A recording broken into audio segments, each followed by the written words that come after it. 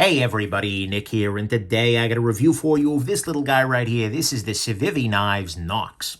First off, though, in the name of full disclosure, I want to thank Civivi for sending one of these guys along. They reached out to me, said, "Hey Nick, anything you're interested in for my lineup?" I said, "Absolutely, sure." They mentioned this guy, but as always, I sent him my full disclaimer from my website, told him how to check out the good, the great, the bad, and talk about the good, the great, the bad, and the ugly when I check it out. It might be a gem, might be junk. They did still send it along nonetheless. We have to assume this is the very best quality controlled one of these guys ever, although I kind of hope not. And more importantly, I'm doing my best not to let this affect the nature or quality of my review. Next thing, let's do some size comparison. First off, here it is against the Spyderco Delica. And what we see here is that this is kind of in Delica range, right? In terms of sharpened blade length, actually a little longer than Delica, although in terms of handle, a little shorter. So that's nice. Here it is against the Ontario Rat number 2 and your Spyderco PM2. And so what we see here is not a particularly large knife, actually. Fair amount of blade, relatively small package, but yeah, so there is that. Next thing, what the heck is a Civivi? Well, Civivi is the budget-friendly wing, if you will, of WE Knives, right? It's a Chinese-made company, and they've done a lot of really great work out there. And then finally, this is, I think, maybe unique or different, or I guess interesting, because this is one of Civivi's very first frame locks. This is a steel frame lock here. There is not anything in the way of titanium here. This is outright steel.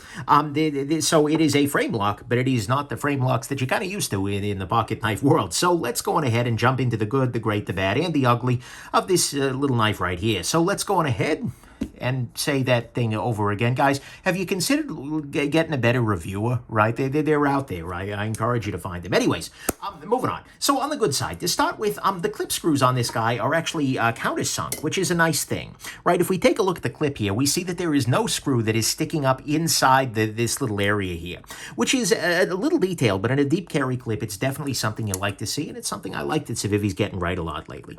Next thing, size-wise, it's a very good little size here.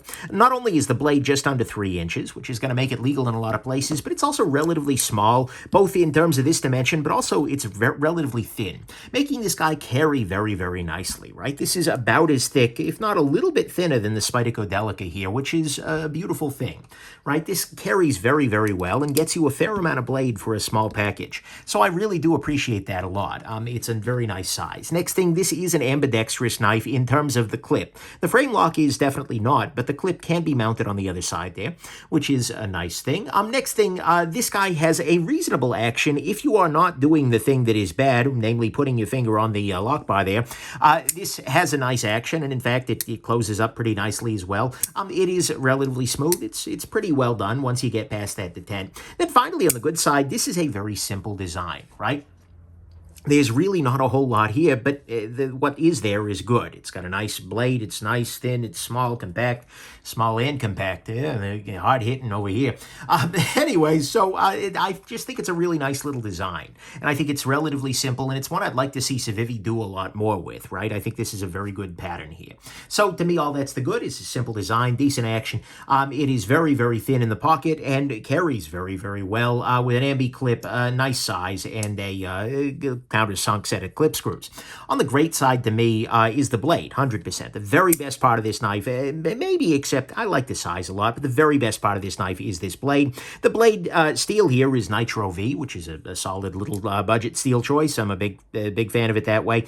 And what we see here is that it comes down to a very nice thin grind here. It is a very simple blade, but it is pretty reliable, and it's good, right? This is a very nice cutting tool coming to a nice thin little tip here. This is a great slicey little knife, and if you're used to sharp and pry bar grinds, sure, this is going to blow you away. So to me, the best part of this knife, bar none, is this part here. The blade is very, very nice. On the bad side, to start with, the price on this guy is actually a little higher than I anticipated.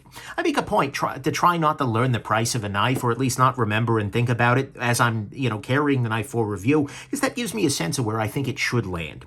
And this guy, I think, came in a little high. The price here is $60, and okay, I'm okay with Civivi being in that price range, but for an overseas-made stainless steel frame lock, I'm not quite sure about this. As I was carrying it, I figured, okay, steel frame lock, that means they must be coming in cheap. I'm thinking like 35 or 40 bucks. But no, this came in a lot higher, and unfortunately, I really feel like Civivi is getting a little cocky in their pricing, right? They are a company who came to prominence by undercutting the competition, and this is absolutely not that, and it's putting them in a position to get Civivi'd by somebody else. So this ended up coming in a lot more expensive than I expected it to, given the fact that it is the steel frame lock approach. Next thing, the ergos on this guy are okay, right?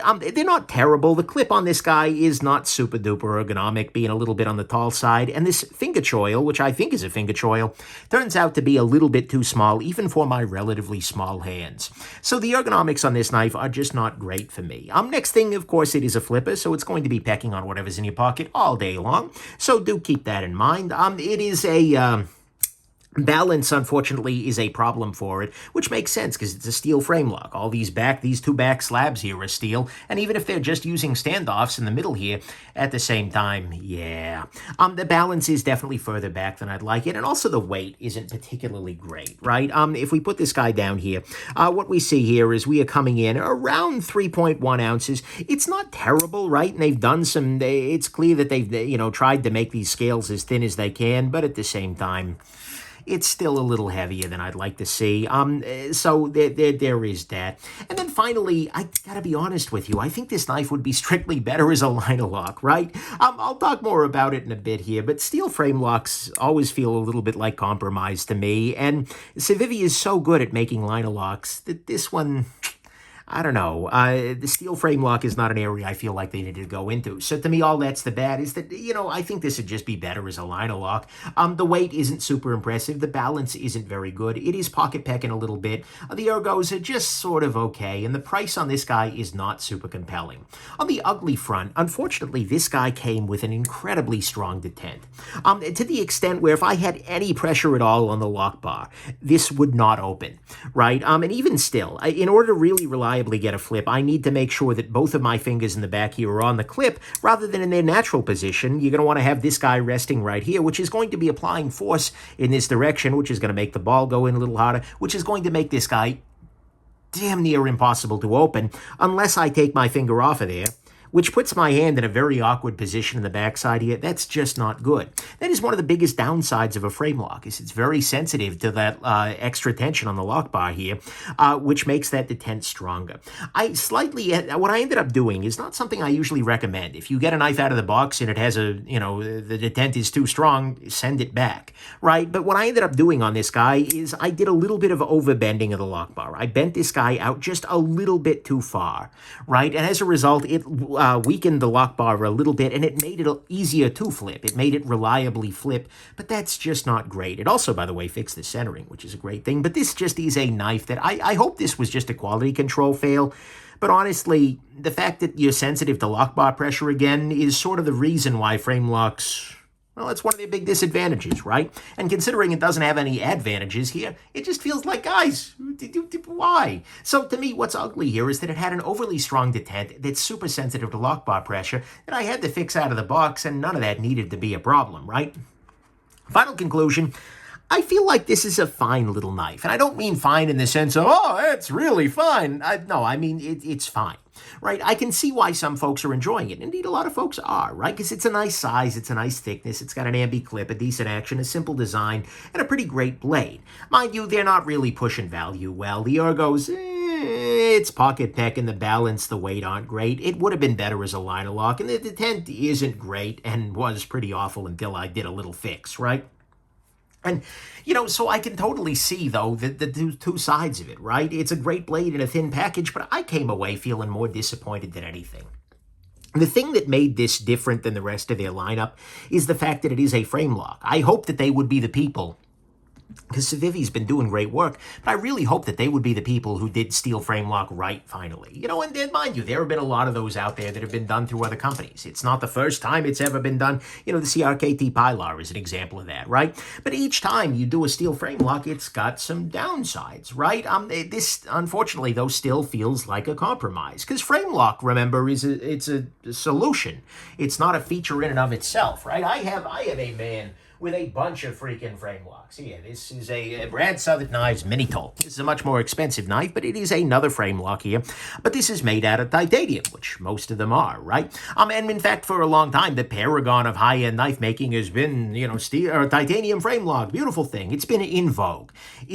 Should it be? Is it the be-all, end-all? Absolutely not. But they've been very popular. And if you can do it right, it's really awesome. And titanium allows you to do it light enough to make it pretty efficient, right? And people have gotten pretty good at bending the lock bars, etc.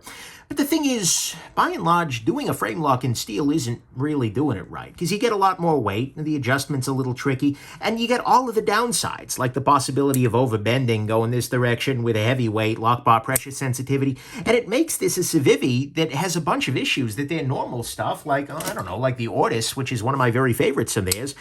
This has a bunch of issues that this guy does not, simply because they made that little choice here. And so, like I said, if this were $35, if it were like, oh my God, it's a Steel Framelock, but look at that price, I'd be like, oh yes, we can talk about that, right? That's something I'm willing to put up with, but unfortunately, this is a price that's a little higher in Civivi's range and is a knife that has all the downsides of a Steel Framelock. And so I'm kind of hoping that the Steel Framelock thing ends up being a blind alley for Civivi, right? This is their very first and their very last, and actually they might have had one other one, right? They released so many knives, I don't even know, I might have missed two. Right, but anyways, the thing is, though, at some level, I got to acknowledge there's some weirdness here, because in isolation 5 years ago, this would have blown people away, right? And honestly, I probably would have been happier if mine didn't require adjustment to be usable really at all. But relative to a lot of what they're doing, this just doesn't feel super amazing. Civivi is a brand that usually does great work, and this just doesn't feel as great to me. So I guess my final conclusion is it's not a bad knife, strictly speaking. It's got an awesome blade no matter what else, and that's kind of the part that matters most. And I think there are going to be a lot of folks who buy it and love it, who want to try a Framelock, even if they know it's not necessarily the optimal approach. And if they're better tuned than this one, then great, hey, why not? Thing is, though, I'm tired of regular Framelocks in titanium, let alone steel ones. So I'm sort of waiting for this design to be done using Civivi's strength, you know, to do a nice thin liner lock. That would be an absolute gem. Because I think if you did that, if you address those kinds of things and then use this base design, which is excellent, well, I think they could really knock it out of the park. But anyways, hope this has been interesting to you and that you have yourselves a wonderful day and that you're still watching. Okay, bye now.